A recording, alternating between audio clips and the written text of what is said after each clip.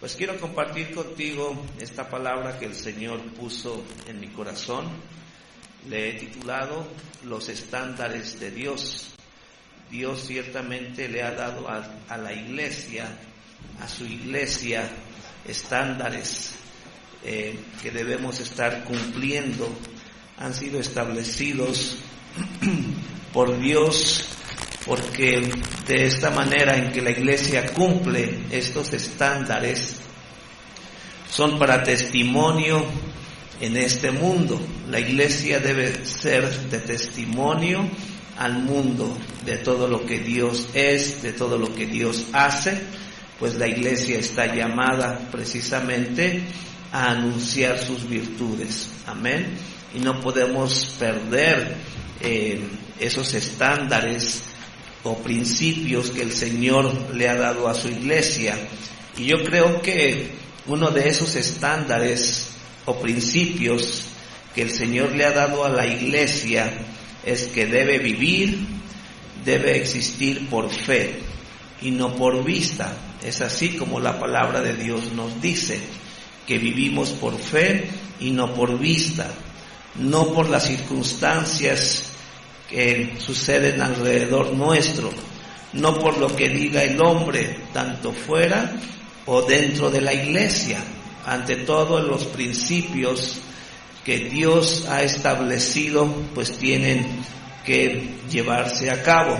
Debemos de entender que si cumplimos nosotros todos estos estándares o principios que Dios le ha dado a la iglesia, primeramente en nuestra vida personal, pues todo esto tendrá un impacto de manera directa sobre la iglesia y por consecuencia en este mundo. Yo creo que esto es algo que nosotros debemos de estar mirando siempre. Yo tengo una relación personal con Dios para bendición hacia mi vida y a la vez ser de bendición para los que están alrededor mío. No podemos ciertamente tratar a la iglesia como algo fuera de nuestra vida personal.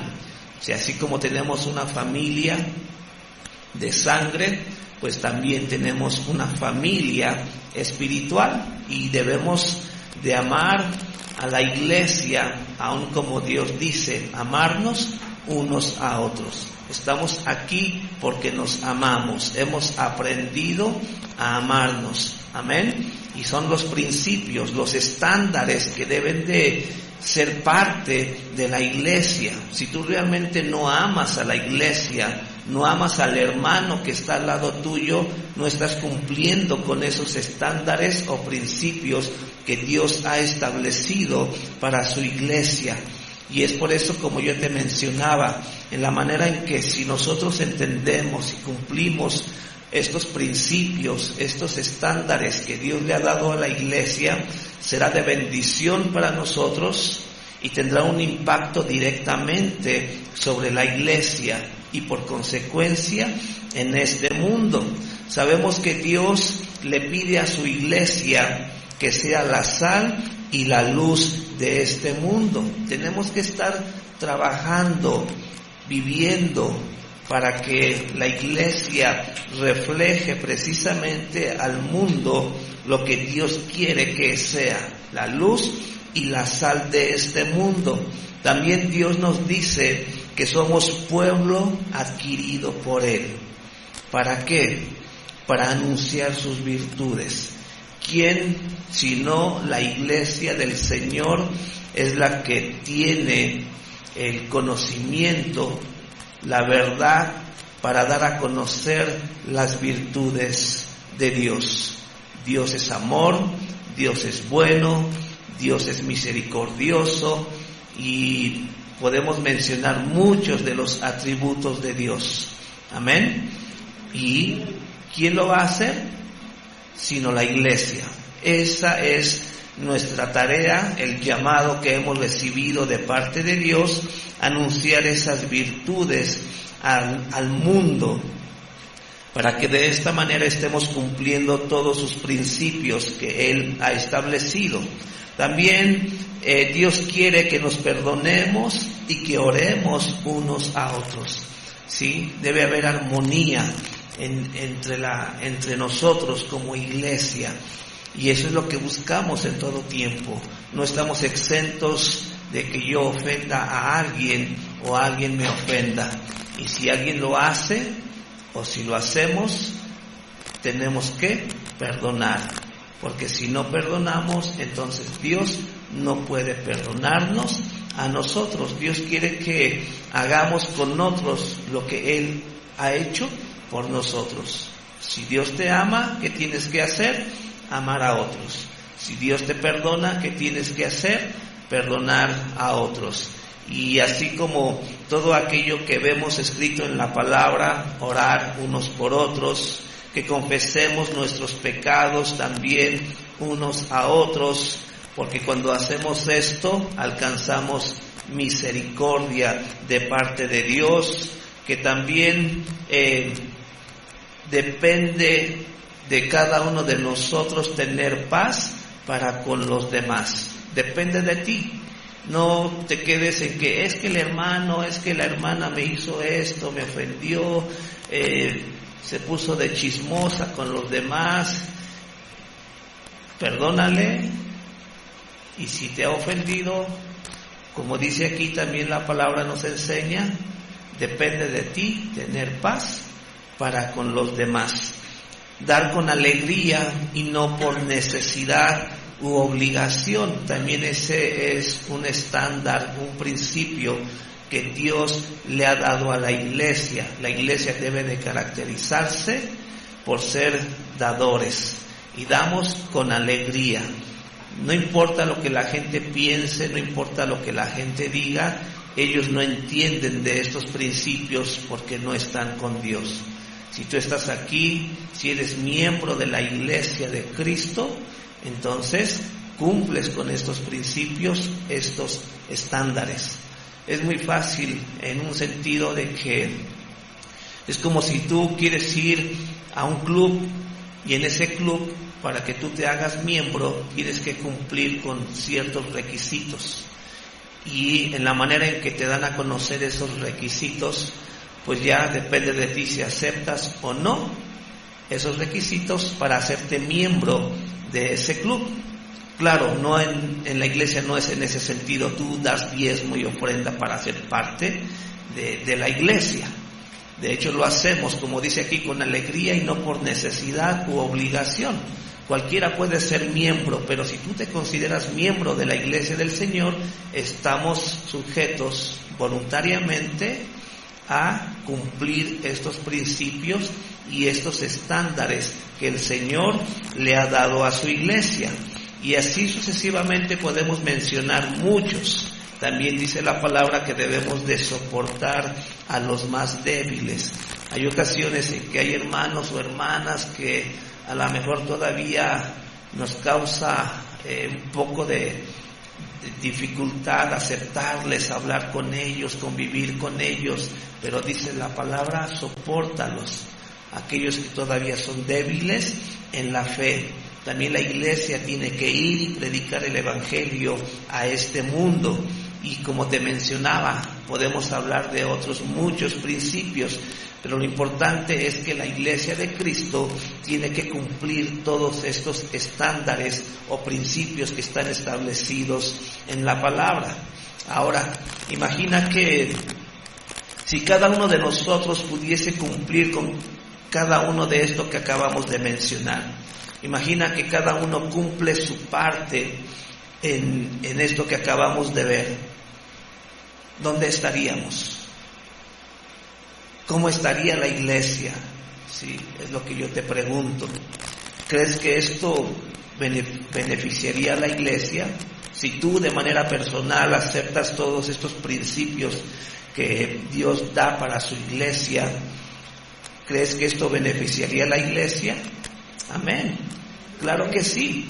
Todo lo que está escrito en la palabra es para edificación, es para bendición. Esta es nuestra responsabilidad dentro de la iglesia. Como yo te decía, debemos amarnos unos a otros, orar unos por otros, confesar nuestros pecados unos a otros, y así sucesivamente.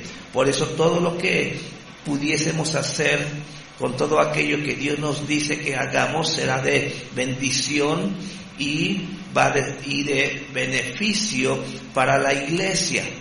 Ahora, también contéstate a ti mismo, ¿lo estás haciendo o no lo estás haciendo? A lo mejor puedes decir, no todos, pero sí algunos, o aquellos que no me cuesta tanto trabajo, sí los estoy llevando a cabo. Entonces, a veces no se trata si nada más es lo que yo quiero, con lo que quiero cumplir, con lo que yo quiero hacer, y lo demás ya no me interesa. No, tenemos que ser realmente hombres y mujeres de compromiso. Todo lo hacemos por causa ¿de quién? De Dios, ¿sí? Y si yo lo hago es por amor a Dios y por amor a la iglesia. Todo lo que yo haga para la iglesia lo debo de hacer por amor. Y eso es lo que realmente debe de caracterizar a la iglesia del Señor. Si realmente creemos que cumplir todos estos principios y estándares benefician a la iglesia, entonces tengo la certeza que yo y mi familia somos beneficiados. Esa es la certeza que nosotros debemos tener, que si yo cumplo con los principios que Dios me hace ver en su palabra y que primeramente son de beneficio, de bendición para mí, por consecuencia será bendición ¿para quién? Para nuestra familia. Y si nuestra familia es bendecida, es beneficiada, entonces la iglesia, por ser parte de esta iglesia, la iglesia será bendecida y beneficiada. Amén. Pero también vemos que si yo te pregunto, ¿por qué crees que muchas iglesias tienen problemas, divisiones, necesidades, no prosperan o desaparecen? Porque a veces escuchamos que hay iglesias que están pasando por situaciones difíciles, como acabo de mencionar, tienen problemas, divisiones, necesidades, no prosperan o desaparecen, ya en un sentido ya muy extremo. Claro, no hay una iglesia perfecta. Si estamos aquí es porque todos tenemos fallas y venimos aquí a perfeccionarnos por causa de la palabra, por los principios que Dios establece para su iglesia. Pero ¿por qué muchas iglesias tienen problemas, divisiones, necesidades, no prosperan o desaparecen?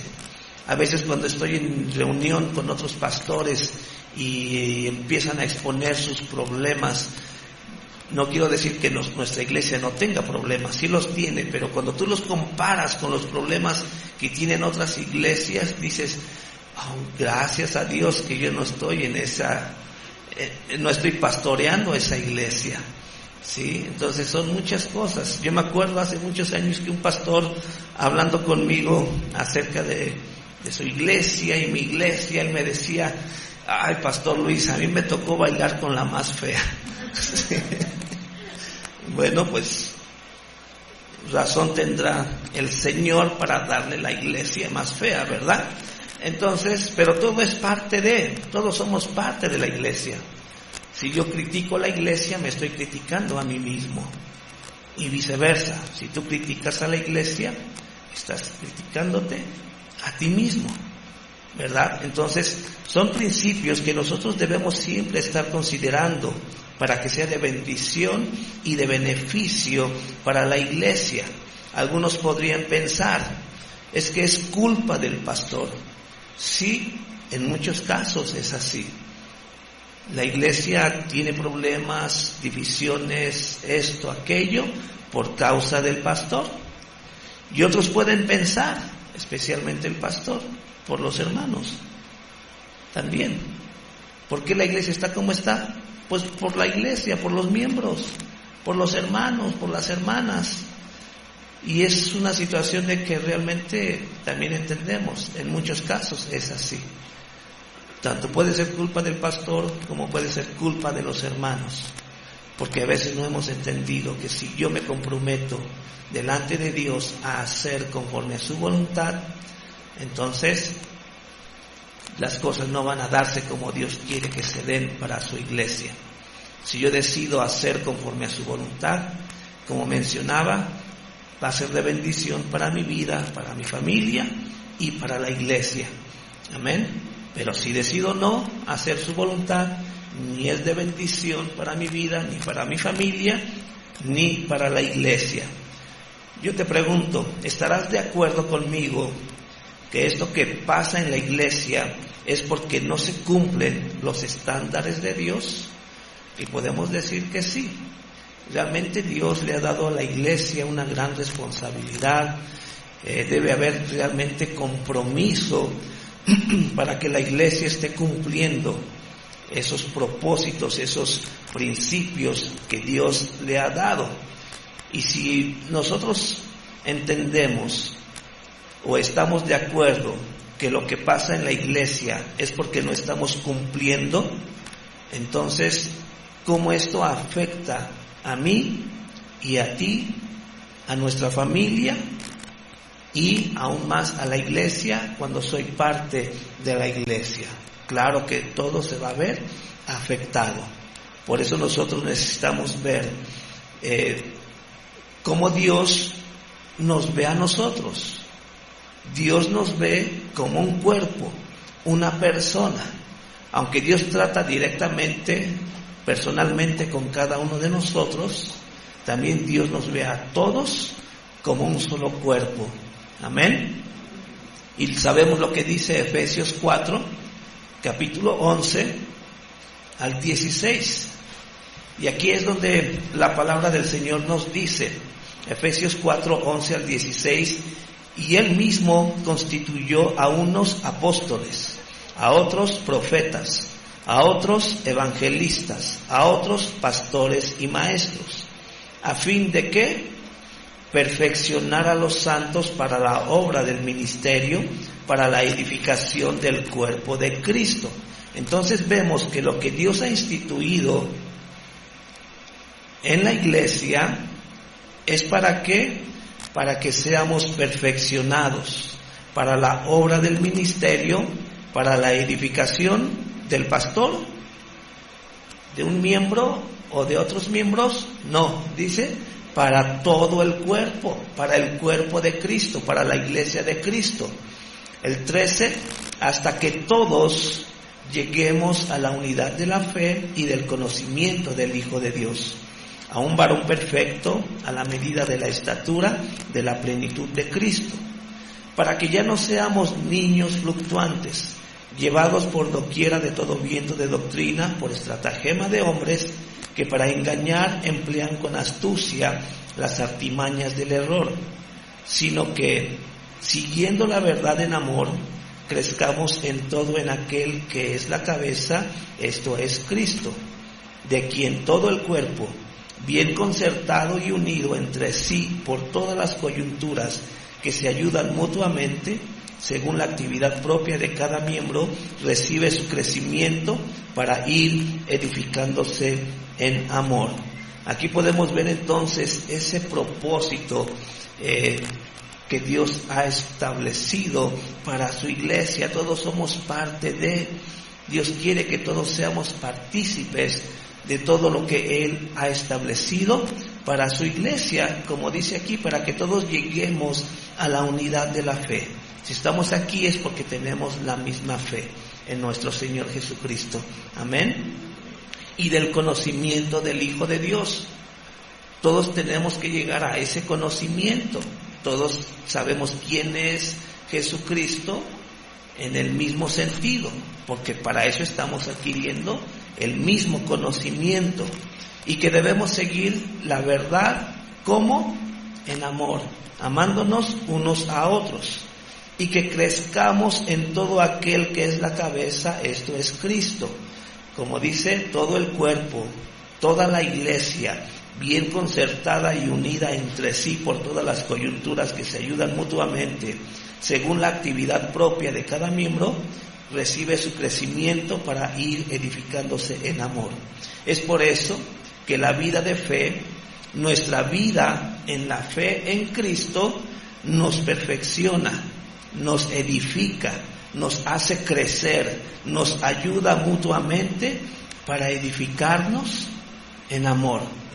Eso es algo que en verdad debe de estarse manifestando dentro de la iglesia de nuestro Señor Jesucristo. Como acabo de mencionar, la vida de fe, nuestra vida en la fe en Cristo, ¿qué hace? Nos perfecciona, nos edifica, nos hace crecer y nos ayudamos mutuamente para edificarnos en amor. Por eso nos amamos unos a otros en la manera en que vivimos en la fe del Hijo de Dios. ¿Sí? También, como mencionaba, en amor. ¿En qué amor? En el amor a Dios. Si estamos aquí es porque amamos a Dios. Entendemos que Él nos ha amado primero y por tanto ahora yo le amo a Él. También amor a la iglesia. Cada uno de nosotros tiene que amar a la iglesia, porque de otra manera entonces, ¿qué estaría haciendo aquí? Si no voy a tener amor por los hermanos, entonces, ¿para qué estoy aquí? Estamos aquí para amarnos. Cuanto más si seguimos la verdad a Jesús en amor, por consecuencia, entonces, amo a la iglesia y también amor al prójimo. Por eso, amamos a Dios, amamos a la iglesia y amamos al prójimo. ¿De dónde proviene este amor? De nuestra fe en Cristo, porque de otra manera es muy complicado. Si Jesús tuvo que enseñarnos que debemos de amar a Dios y amar al prójimo como a uno mismo, es entonces porque es algo que no existe en el hombre naturalmente. No podemos decir que amamos al mundo cuando realmente todavía no hemos recibido el amor del Padre, el amor de Dios en nuestras vidas. Amamos sí a nuestros seres queridos, pero es muy difícil amar al vecino o a otros que no conocemos, y más cuando conocemos sus obras. Es muy difícil amar a alguien cuando sabemos que sus obras son malas, ¿verdad?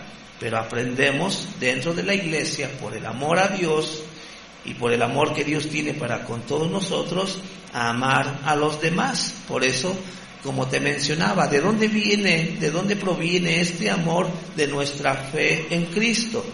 ¿De dónde viene la fe?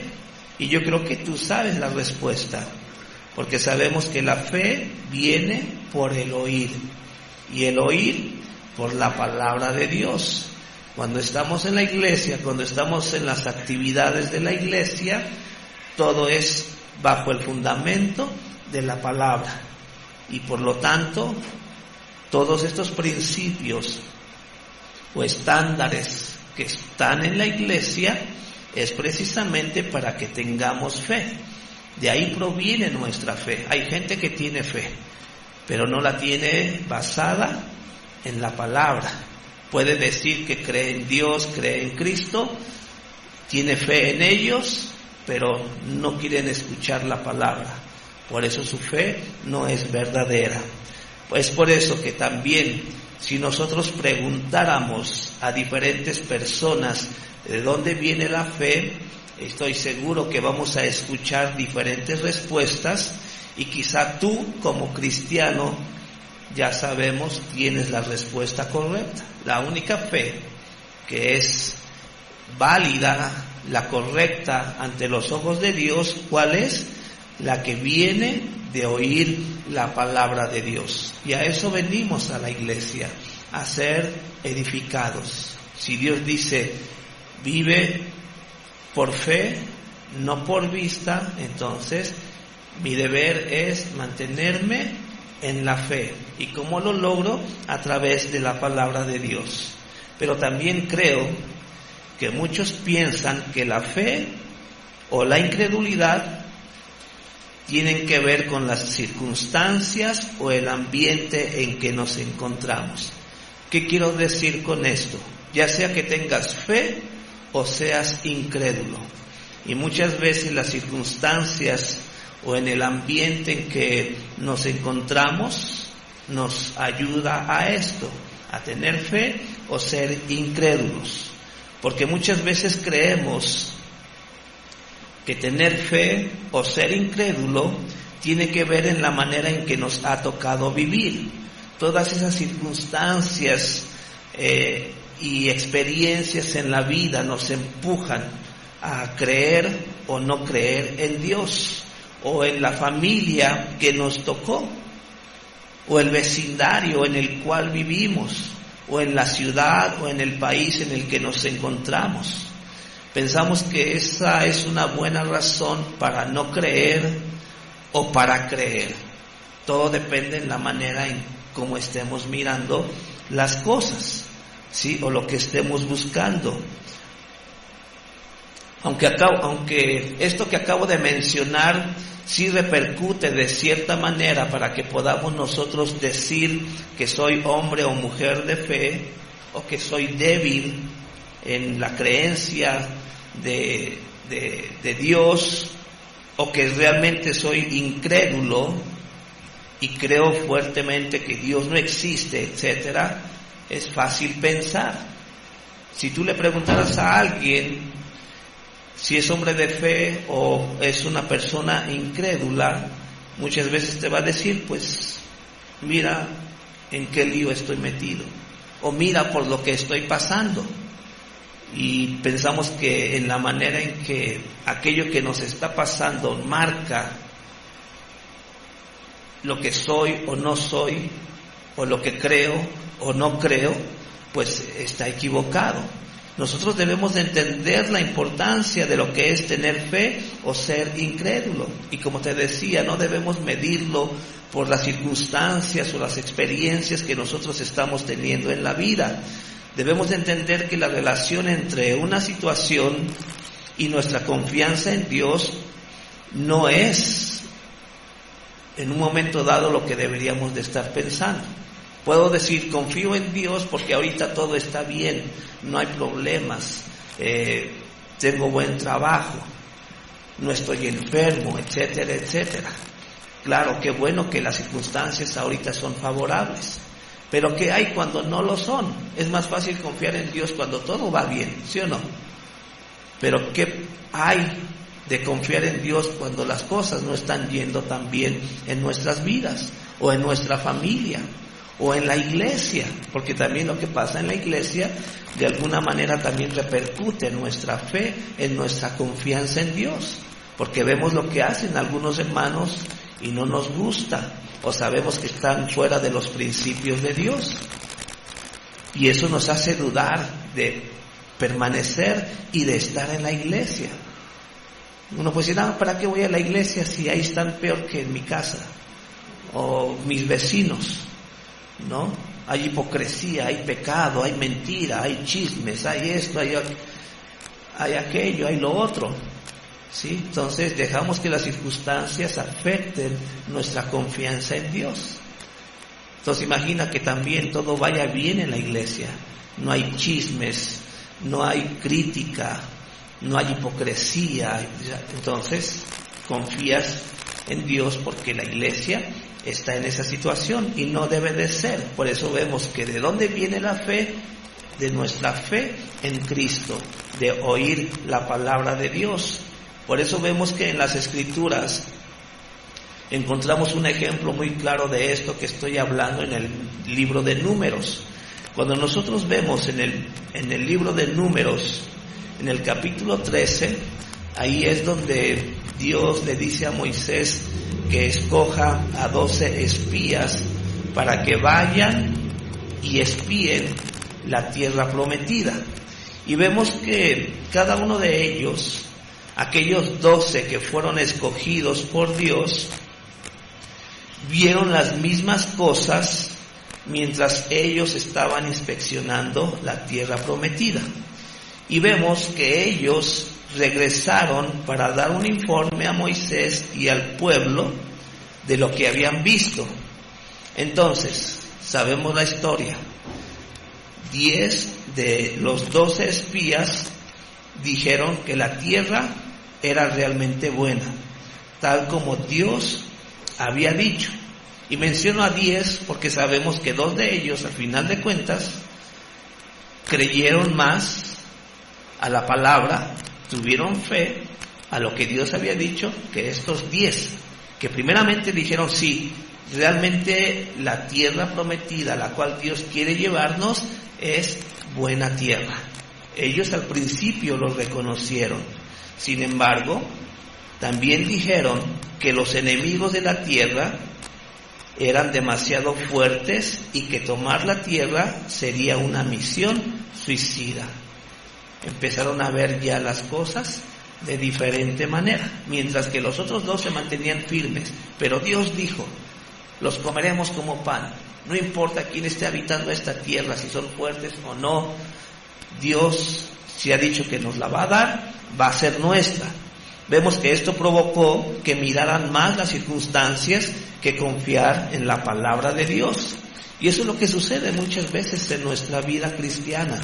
Dejamos que las circunstancias empiecen a influenciarnos a ver las cosas de manera muy negativa. Empezamos a perder nuestra confianza en Dios. Por eso yo te mencionaba hace rato, cuando las cosas van bien, es muy fácil confiar en Dios. Pero cuando las cosas se ponen difíciles, cuando las circunstancias se empiezan a hacer muy negativas, es fácil perder la confianza en el Señor. Vamos a enfocarnos en estos versículos, en Números 13, versículo 27 al 29. Y dice, y les contaron diciendo, nosotros llegamos a la tierra a la cual nos enviaste, la que ciertamente fluye leche y miel, y este es el fruto de ella. Mas el pueblo que habita aquella tierra es fuerte, y las ciudades muy grandes y fortificadas. Y también vimos allí a los hijos de Anac. Amalec habita el Negev, y el Eteo, el Jebuseo y el Amorreo habitan en el monte, y el Cananeo habita junto al mar y a la ribera del Jordán. Pasamos al versículo 32 y 33 y dice, y hablaron mal entre los hijos de Israel de la tierra que habían reconocido, diciendo, la tierra por donde pasamos para reconocerla es tierra que traga a sus moradores, y todo el pueblo que vimos en medio de ella son hombres de grande estatura. También vimos allí gigantes, hijos de Anac, raza de los gigantes, y éramos nosotros, a nuestro parecer, como langostas, y así les parecíamos a ellos. Aquí podemos ver entonces cómo ya las circunstancias empiezan a tomar para ellos una actitud negativa. Ellos empiezan entonces a mirar, que primeramente dijeron, ciertamente a la tierra a la cual nos quiere llevar Dios es tierra buena, la cual fluye leche y miel. Pero que una vez que el pueblo empieza a dar su opinión y a decir esto y aquello, cómo cambia totalmente la perspectiva. Y dice, ciertamente la tierra por donde pasamos para reconocerla es tierra que traga a sus moradores. Entonces todo el pueblo que vimos ahí son hombres de grande estatura. Vimos gigantes y a su parecer nosotros éramos como langostas y así les parecíamos a ellos. Entonces vemos cómo las circunstancias cambió totalmente su forma de pensar. En lugar de ser hombres de fe, confiados en lo que Dios había dicho, ya las circunstancias los estaba impidiendo para cumplir con los principios, con la palabra que Dios había hablado a ellos. Por eso vemos que ellos presentaron este informe de lo que vieron allí en la tierra prometida. También estuvieron de acuerdo en que la tierra era buena, tal como Dios había prometido. Pero a diferencia de los otros 10 espías que creían que Dios, estoy hablando de Josué y Caleb, eran 12, los 10 hablaron mal y los 2 que quedaban, Josué y Caleb, creían que Dios obraría a través de ellos para conquistar a todos sus enemigos, que al parecer eran más fuertes que todos ellos. Y eso es lo que ocasiona y debe de ocasionar la palabra de Dios en nuestras vidas. Este tipo de fe. No importa las circunstancias, no importa lo que estamos viendo, no importa qué grande y tan difícil pueda ser el enemigo a vencer, si confiamos en la palabra, si creemos en Dios, de que Dios va a obrar a través de mí para poder conquistar, entonces estoy en esa posición para lograrlo. Por eso que si nosotros ahora pasamos al capítulo 14 de Números y vemos el versículo 6 al 8, aquí nos dice: y Josué, hijo de Nun, y Caleb, hijo de Jefone, que eran de los que habían reconocido la tierra, rompieron sus vestidos y hablaron a toda la congregación de los hijos de Israel diciendo: la tierra por donde pasamos para reconocerla es tierra en gran manera buena. Si Jehová se agradare de nosotros, Él nos llevará a esta tierra y nos la entregará, tierra que fluye leche y miel. Aquí vemos entonces la actitud contraria a los otros 10 espías. Ellos tenían la firmeza, la confianza, la fe de que realmente la tierra a la que Dios les estaba llevando era buena, y como dice aquí, tierra que fluye leche y miel. Aquí podemos nosotros también entender el porqué. Sabemos que en la Biblia muchas veces el nombre era cambiado, especialmente cuando llegaban a ser llamados para cumplir un propósito en Dios para algo mejor. De hecho, nosotros sabemos que Jesús le cambió también el nombre ¿cómo se llama? A Pedro, ¿verdad? Entonces, de esta manera, o así como también a Saulo, para que fuese Pablo, ¿verdad? A Josué también se le cambió el nombre. De hecho, Josué era de la tribu de Efraín, era el hijo de Nun, y su nombre era Oseas.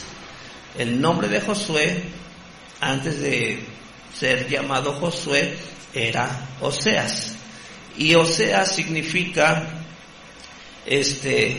salvado. Y todo eso tiene que ver precisamente en los propósitos que Dios quiere cumplir en nuestras vidas.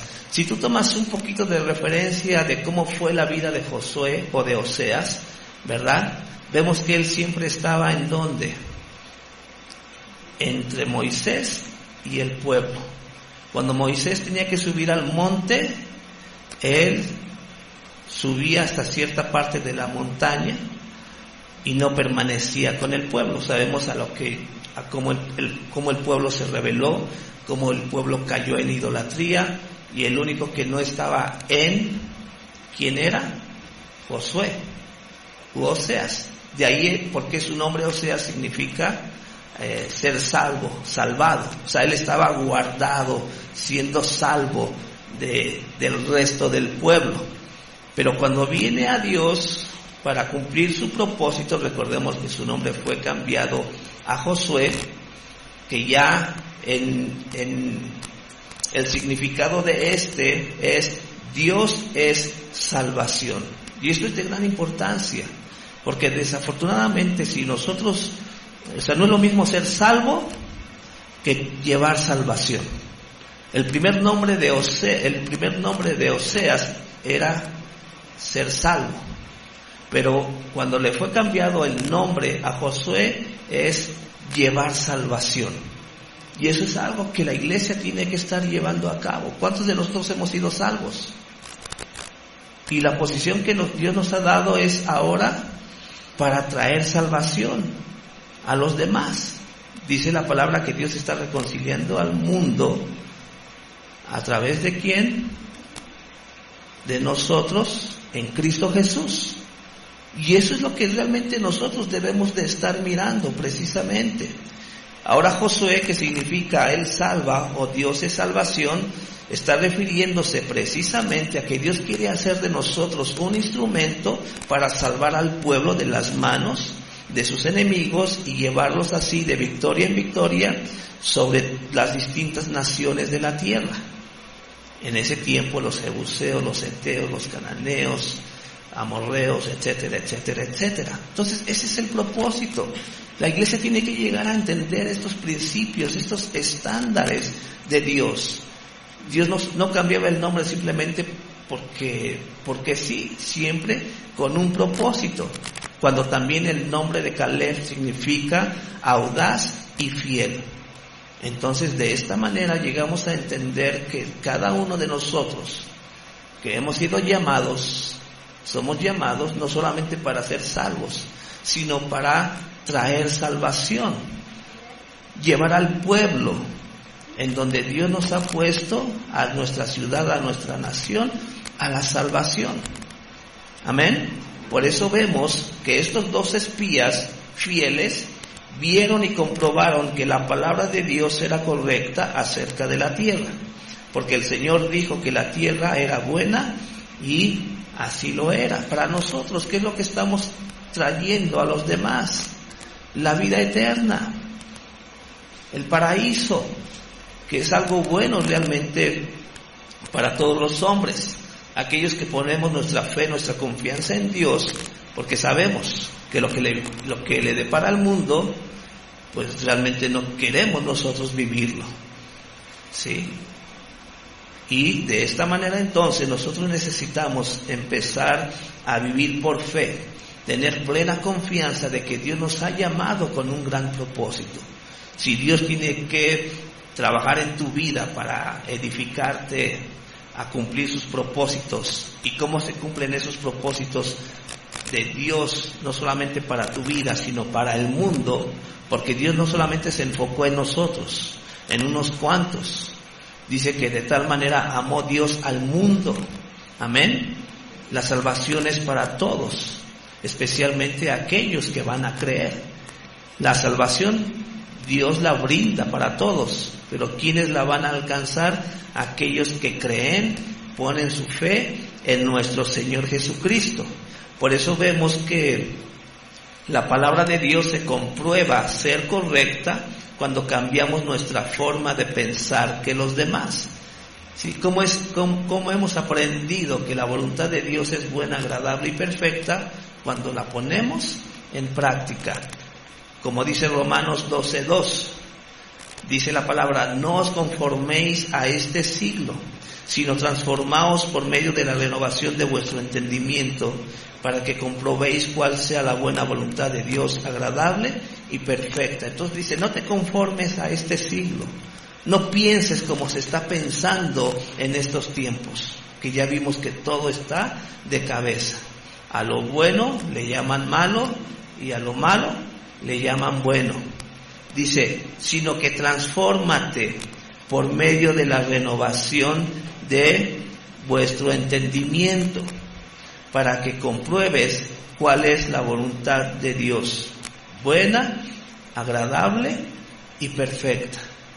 ¿Cómo nosotros hemos llegado a comprobar que la voluntad de Dios es buena, agradable y perfecta? Porque hemos cambiado nuestra forma de pensar. No pensamos ya como el mundo piensa. Por eso vemos que estos 2 espías fieles creyeron en la promesa de recibir la tierra, a pesar de que los enemigos eran más fuertes que ellos. Tenemos una gran lucha para vencer, pero no lo vamos a hacer por nosotros mismos. Como dice la palabra, no es con espada, sino a través de ¿qué? Con su espíritu. ¿Sí? No en nuestras armas naturales o en nuestras capacidades, sino a través del Espíritu de nuestro Dios. Queremos ver cumplida la palabra de Dios. Y cuando nosotros queremos ver que se cumpla la palabra de Dios, eso es ciertamente una declaración de fe. Porque vemos que las circunstancias son difíciles, vemos que las circunstancias nos sobrepasan en capacidades. Y siempre va a ser así. La lucha que nosotros tenemos, por eso dice la palabra que debemos de considerar al mundo como nuestro enemigo, porque el mundo de parte de Dios se considera como enemigo, y el enemigo tiene que ser conquistado. Si tú tienes un enemigo, tienes que luchar con él para conquistar. Amén. Y a eso Dios nos ha llamado. Dios quiere que se cumpla su palabra, y lo vamos a lograr nosotros a través de la fe, como Josué y Caleb tenían plena confianza. Sí, hay gigantes, son pueblos fuertes, pero Dios, si se agrada de nosotros, los comeremos como pan. Tenemos plena confianza de que Dios nos va a dar la victoria. Por eso vemos que nuestra fe nos ayuda a creer en la promesa de Dios para el futuro. ¿Sí? Todo lo que Dios nos pide hacer es para el futuro. Amén. Para nuestro beneficio. Es como nosotros lo vemos, y debemos de estarlo mirando siempre. Vemos que los 10 espías infieles y los 2 espías fieles vieron las mismas cosas. Y esto es lo que siempre va a pasar. Los que piensan infielmente, negativamente, son siempre más que los que son fieles y comprometidos con el Señor. Todos vivieron las mismas circunstancias. Todos estos 12 que vieron lo mismo, vivieron las mismas circunstancias, vieron los mismos frutos, los mismos enemigos, la misma tierra y las mismas ciudades. Sin embargo, solamente 2 de ellos volvieron creyendo en fe, y los otros 10 se sintieron llenos de una sensación de derrota. Perdieron la batalla antes de iniciarla. Y eso es lo que sucede muchas veces, no solamente para uno, hablando en lo personal, a veces como familia, a veces como iglesia, viene esta situación. Tenemos que ser hombres, mujeres de fe, que creemos que Dios nos va a dar la victoria a pesar de las circunstancias. Por eso todos esos principios, esos estándares, la comunión entre unos y otros, la oración, tenemos que empezar a orar más fervientemente. Cada región tiene que empezar a reunirse. Yo creo que queremos que realmente la iglesia salga de esa pasividad. Es el tiempo de salir, el tiempo de empezar a estar juntos, a trabajar juntos. De que si estamos mirando lo que está pasando en el mundo, pues no nos sintamos derrotados. ¿Qué puedo hacer yo, Señor, con tanta maldad, con todo esto que está pasando aquí en mi ciudad, en mi país, en todo el mundo? Dios no nos ha llamado para luchar por nuestra cuenta, sino estar juntos en medio de. Por eso esa insistencia. Ya los grupos están abiertos para orar, empezar nuestros grupos de discipulado ahí en la región, en el lugar donde Dios te ha puesto. Si te es difícil traer a tus hijos a la iglesia, pues lleva a la iglesia a tu casa. Amén. Y empecemos a mirar las cosas en la manera en que la palabra de Dios esté revelándose a nuestras vidas. Por eso aquí hay algo que yo quiero resaltar. No fueron sus experiencias ni sus circunstancias las que marcaron la diferencia. Vemos que los 12 espías tuvieron las mismas experiencias y las mismas circunstancias que Josué y Caleb. Pero estos 2 hombres fieles fue algo más profundo que la experiencia y circunstancias que habían vivido. En última instancia fue su vida de fe. Ellos creyeron, y vemos que la fe no proviene de las circunstancias o del entorno, porque si no, imagínate dónde estaríamos ahorita si fuera por medio de circunstancias y experiencias o el entorno en que nos tocó vivir. Todo tiene que ver con ¿qué? Con el corazón. Todo proviene del corazón, específicamente de la obra de la palabra de Dios en nuestro corazón. Por eso debemos mantenernos en Él, confiados, creyendo verdaderamente que Él es el que tiene todo el poder para poder vencer a cualquier enemigo que tengamos que hacer frente. A menudo queremos culpar de nuestra incredulidad a los momentos difíciles, todo aquello que ha venido sobre nuestra vida, pero la fe o la incredulidad no están relacionadas con nuestras circunstancias. Debemos dejar de pensar de esta manera. Es que yo soy así por donde me tocó vivir. Es que si yo no hubiera vivido aquí, o si yo hubiera tenido otra familia, las cosas hubiesen sido diferentes para mí. Si no hubiese sido pobre, pues yo creo que las cosas hubieran sido diferentes para mí. O porque nací en una familia con riqueza, pues me llevó a la perdición. Y muchas veces pensamos, realmente uno que es pobre piensa que es así porque fue pobre. O uno que tuvo riqueza llegó a ese punto de perdición porque tuvo riquezas. Entonces vemos que las circunstancias, como te decías, la fe o la incredulidad no están relacionadas con nuestra circunstancia. Piensa en esto. En muchas familias podemos ver esto, que a pesar de que se haya tenido un padre abusivo, alcohólico, estricto, irresponsable, etc., o una madre desatendida de los hijos, del esposo, golpeadora, tóxica, etc., pues al mirar a los hijos te das cuenta que esas mismas experiencias y circunstancias que tuvieron los hijos al final causaron un efecto diferente en cada uno de ellos. ¿Qué quiero decir con esto? Para un hijo, si tú le preguntas, es que si mi padre no hubiese sido abusivo, alcohólico, golpeador, o una mamá tóxica, golpeadora, etcétera, etcétera, yo hubiese sido otra persona diferente. Queremos echarle la culpa a las circunstancias. Es que si mis padres no hubiesen sido pobres, o si hubiese yo vivido en otro lugar, las cosas hubiesen sido diferentes para mí. Pero cuántas veces no hemos visto en las familias que donde sí hubo padres irresponsables, golpeadores, alcohólicos, viciosos, etcétera, etcétera,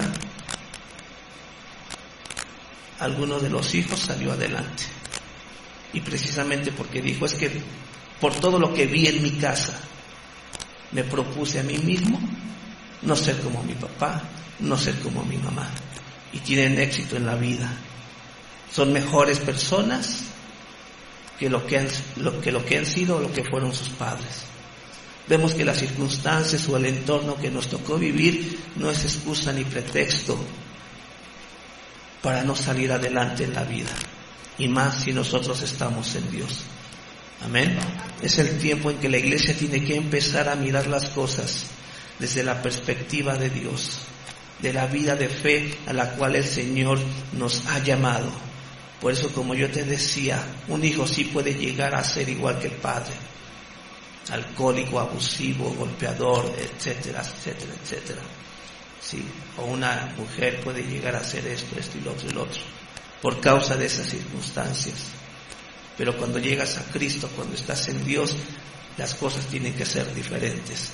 Amén. Para bendición y para beneficio, no solamente para tu vida, sino para tu familia y para la iglesia. Amén. La iglesia tiene que ser el reflejo de todas esas bendiciones que adquirimos en nuestra relación personal con Dios. Es por eso que la fe es por el oír, y el oír por la palabra de Dios. Estamos en un tiempo, hermanos, en que en verdad la iglesia necesita entender esto. Todos estamos aquí para edificarnos, amén, para amarnos, para respetarnos, para aceptarnos unos a otros. No importa si todavía tengo que soportar a alguien, pues dice la palabra, sopórtalo, soporta al débil en la fe, ¿sí? Y todo lo que hacemos dentro de la iglesia, lo hacemos ¿por qué? por amor, porque quiero ser bendición. Dios me ha llamado a ser bendición. Así como Dios me bendice, yo quiero ser bendición. Y sabemos, estamos ya en un tiempo de renovación, de compromiso, de fe para misiones. Siempre la iglesia va a necesitar de sí misma para cumplir este principio, este propósito que Dios le ha dado a su iglesia. Sí, yo sé que cada 6 meses nos comprometemos. Yo sé que cada 6 meses, mes con mes, estamos dando para misiones. Aparte de nuestro diezmo, aparte de nuestra ofrenda, el compromiso de fe es un principio que Dios le ha dado a nuestra iglesia y que es un privilegio. Yo te lo digo de esta manera porque conozco pastores que se la ven muy difícil. Ellos tienen la carga, el anhelo de hacer misiones, de seguir extendiendo el reino de Dios. Pero muchas veces el diezmo y la ofrenda no es suficiente. Como les hemos dicho, el diezmo y la ofrenda nos ayuda a suplir primeramente las necesidades de la iglesia para que estemos juntos, para rentar un lugar y poder entonces estar juntos. Amén. Pero el compromiso de fe para misiones nos lleva precisamente a hacer misiones, ir y llevar el evangelio, ir y reconciliar a otros con el Señor. Amén. Y es ahí, en este mes de abril, al final de este mes, estaremos ya haciendo nuestro compromiso de fe para misiones. Y no solamente vemos que Dios nos ha permitido estar aquí en la ciudad con otros grupos, sí, en otros lugares, en Ecatepec, en el Estado de México, en Hacienda de Paula, nos ha llevado hasta Monterrey. El compromiso de fe de misiones nos ha llevado hasta Monterrey. Yo me acuerdo que claro, en lo natural muchas veces uno ve las cosas y dice: ay Señor, ¿hasta cuándo estaremos cumpliendo tu voluntad de ir a las naciones? Porque ¿qué dice la palabra? Ir y hacer discípulos, no solamente en tu ciudad, sino a las naciones. Y Dios nos ha brindado esa oportunidad de hacerlo. Recuerda que pronto, próximo mes, si todavía no cambian las cosas para la visa de nuestras hermanas que se estarán yendo a Japón, sí, también es gracias a nuestro compromiso de fe. Sí. Y más que nunca necesitamos esforzarnos más para seguir adelante, porque un grupo misionero para Japón no es barato.